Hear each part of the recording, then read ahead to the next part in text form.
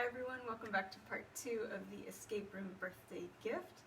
So we just left off with the flameless candle and the clue that says fire walk with me. And I did forget to mention in part 1, but a lot of these ideas were taken from a YouTube user named Down the Rabbit Hole channel, so I wanted to be sure that I gave her credit for a lot of these ideas. I did take them and modify them to make them my own, but I did want to give her credit. She was a huge inspiration for me for this, so thank you. Okay, so moving on,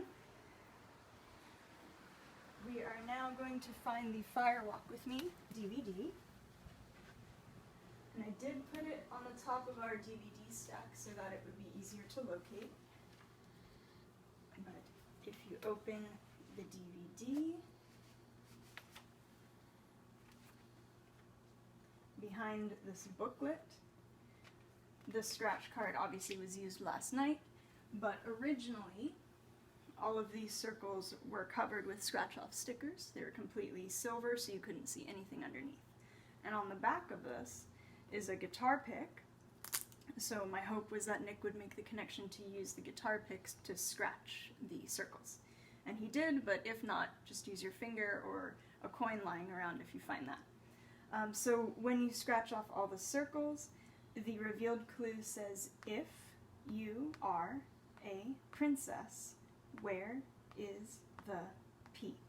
And I couldn't make a question mark because I ran out of space, so I just made the whole thing look like a question mark, but can zoom in a little bit on those. Okay, so the princess and the P is of course the fairy tale about the princess who has the P under her mattress that's causing her a great deal of pain. So let me carefully put this back. So we are going to go back into the room that has a mattress in it. We'll look under there. Oops. Sorry, I will put that back later, I promise. We'll look there, and hopefully we will find some sort of indicator. So going back in here, Nick made the brilliant connection of, well, on his day, he's the princess, so he would look under his side of the bed here. So he started by looking under this side of the mattress, but then he moved down and eventually did locate the key. So I put it under the corner here. There it is. So we find the key. Now in the living room there is a wooden box, and he recognized the keyhole immediately, and he says, I know where this goes. So let's go back. This is a great way to get your steps in, by the way, who knew? So we'll go back over here to the wooden box. Here. And you can hear there's something in there. I wonder what it is. Unlock it. There we go. Okay.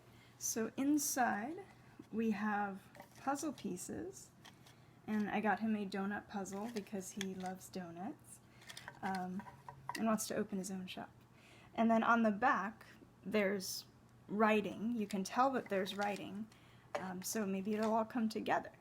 So once this puzzle is put together, on the back I'll attach a picture in the description of this video, but on the back there's going to be a decoder map with symbols and letters that may not make sense at the moment.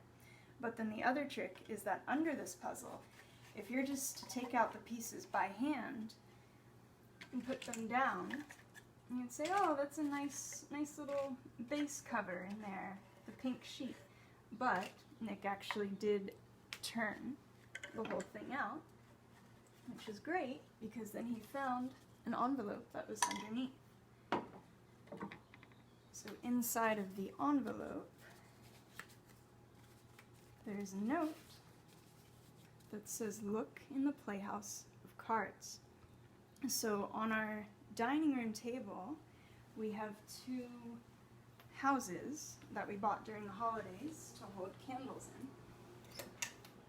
These two houses right here, a silver and a gold, and house of cards, well, it turns out that in the silver one, there's a deck of playing cards.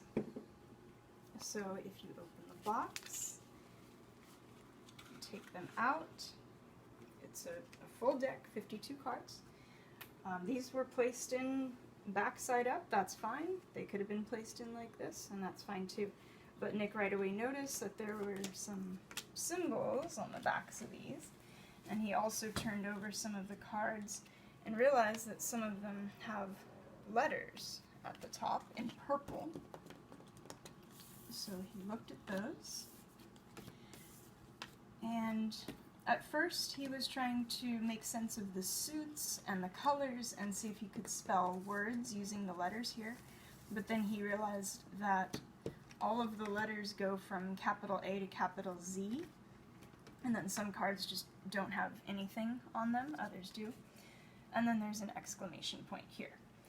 So when arranged alphabetically from A to Z here, if you turn over the cards and you lay them out in that same order, then the symbols here you'll be able to decode with that map that was on the back of the donut puzzle. And the clue here is going to say the first number is 27. And notice that the letters here are written in purple ink, and so are the symbols. So we have 2 locks to escape. That's going to be one of the combinations for the purple lock. So in the next part of the video, we will keep going.